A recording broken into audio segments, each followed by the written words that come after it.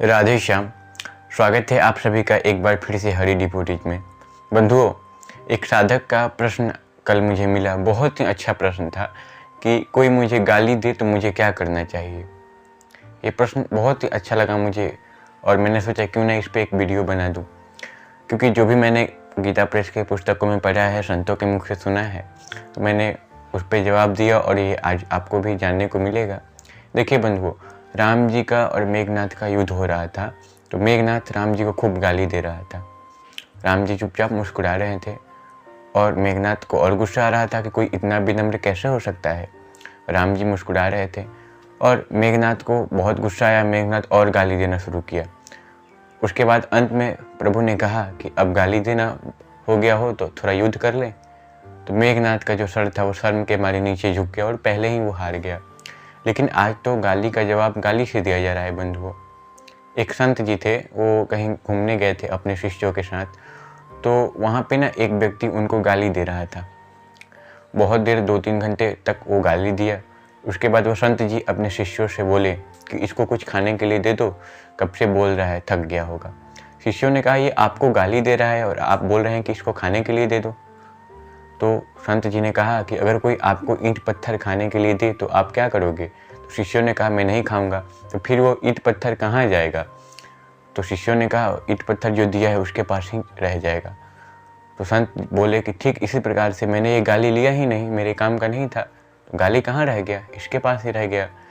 यही बात है बंधुओं, अगर हमें कोई गधा कह दे तो हम गुस्सा हो जाते हैं। अरे गधा तो वो है, उसको दिखाई नहीं दे रहा है कि हम इंसान हैं, हम जानवर कैसे हो सकते हैं। अगर किसी को आप जानवर बोल देंगे तो एकदम महाराज गुस्सा हो जाएंगे, लेकिन अगर आप उसको शेर बोल देंगे तो प्रसन्न हो जाएंगे। यही तो है बंधुओं संसार। लेकिन हमें ऐसा करवा नहीं बोलना चाहिए बंधुओं। आप देखिए, कोयल का हमारे जीवन में कहीं कोई उपयोगी नहीं है कोयल, फिर भी सब प्रशंसा करते हैं आवाज़ का। और काला कौवा भी होता है, जबकि कौवा को हम लोग श्राद्ध पक्ष में, पितृपक्ष में ढूंढ ढूंढ कर अन्न खिलाते हैं कि पितरों के पास पहुंच जाए। या छत पे या कहीं पे कौवा बोलता है तो लोग कहता है कोई आने वाला है। इतना उपयोगी होने के कारण भी वो निंदा का पात्र है। क्यों? आवाज़ के कारण। और कड़वा बंधुओं नहीं बोलना चाहिए। आप देखिए, द्रौपदी का एक वाक्य ने पूरा महाभारत करा दिया था। द्रौपदी ने, दुर्योधन जब पानी में गिर गया तो द्रौपदी देखकर हंस पड़ी दुर्योधन को, और उसके बाद बोल दी कि अंधे के बेटा अंधा। बस बंधु, इसी पे महाभारत हो गया। और मुझे तो एक प्रसंग याद आ रहा है, पूज्य श्री गौरव कृष्ण गोस्वामी जी के मुख से मैंने सुना है। बोलने की महिमा पे कड़वा बोलने का एक दृष्टांत है, बहुत ही सुंदर, ये आपको ज़रूर सुनना चाहिए। एक ना प्रधान जी थे, उन्होंने नया नया अपना मकान बनवाया, उसका इनॉग्रेशन था, सब लोग बहुत दूर दूर से आया और प्रधान जी बहुत लोगों को न्योता दिए थे, खाने के लिए सबको बुलाए थे। तो गांव का एक व्यक्ति था जो चीज़ों को थोड़ा गहराई से देखता था। उसने कहा कि प्रधान जी, आपने तो घर बनाया है बहुत ही अच्छा, लेकिन आपने ये दरवाज़ा छोटा क्यों बना दिया। प्रधान जी बोले कि क्या हो गया, थोड़ा सा छोटा ही है तो व्यक्ति बोला नहीं नहीं प्रधान जी, आप हो तगड़े और दरवाज़ा है छोटा, मरोगे तो निकाले कैसे जाओगे। अब प्रधान जी बोले कि कैसा पागल व्यक्ति है, आज मेरे घर इतने मेहमान आए हैं, मेरे घर इतना रौनक है और ये आज ही मुझे मार रहा है, ये तो एकदम खुला छोड़ने लायक नहीं है, इसको पकड़ो। उसको पकड़ के थोड़ा सा रूम में बंद कर दिया गया। बाद में उसकी पत्नी आई, बोली कि मेरे पति आपके पास आए थे, अभी तक पहुँचे नहीं। तो प्रधान जी बोले कि मैं क्या बताऊं, तेरे पति के पास तो बिल्कुल दिमाग नहीं है, आज मेरे घर इतना बड़ा फंक्शन है, इतने दूर दूर से लोग आए हैं और ये क्या बोल रहा है कि मरोगे तो निकाले कैसे जाओगे, दरवाज़ा छोटा है। पत्नी ने कहा प्रधान जी, मेरे पति जो हैं वो बिल्कुल अकल नहीं है, मैं उनकी तरफ से क्षमा मांगती हूँ, और उनको इतना भी नहीं मालूम कि हम लोग काट काट कर निकाल देंगे काट काट कर निकाल देंगे। अब महाराज प्रधान जी और गुस्सा हो गया कि ये भी खुला छूटने लायक नहीं है, इसको भी पकड़ के बंद करो। तो उसको भी पकड़ के अंदर रूम में बंद कर दिया गया। उसके बाद शाम को प्रधान जी उसका बेटा आया, बोला कि मेरे माता पिता यहाँ पे आए हैं, अभी तक घर पे नहीं पहुँचे। तो प्रधान जी बोले कि देख बेटा, तू आज के समय का है, पढ़ा लिखा है, लेकिन तेरे माँ बाप में बिल्कुल अकल नहीं है। आज मेरे घर इतना बड़ा फंक्शन है और ये क्या बात कर रहे हैं कि मरे हुए तो निकाले कैसे जाओगे, और एक तो और वो बोल रहे कि काट काट कर निकाल देंगे। तो उस लड़के ने कहा कि मैं आपसे क्षमा मांगता हूँ कि मेरे माता पिता में बिल्कुल अक्ल नहीं है, वो थोड़े पुराने ज़माने के हैं। मैं आपसे उनकी तरफ से क्षमा मांगता हूँ। और उनको इतना भी नहीं मालूम कि घर में ही संस्कार कर देंगे, निकालने का झंझट ही कहाँ है, घर में ही कर देंगे।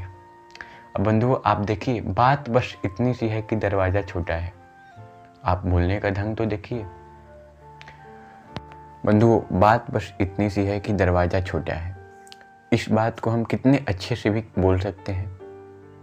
कई बार तो ऐसा ही होता है, किसी को कोई बुरा भी बात है उसको हम बहुत प्यार से समझाते हैं तो बोलता है कि चल भाई ठीक है, इतने प्यार से तुम समझा रहा है, मैं मान लेता हूँ मेरी गलती है।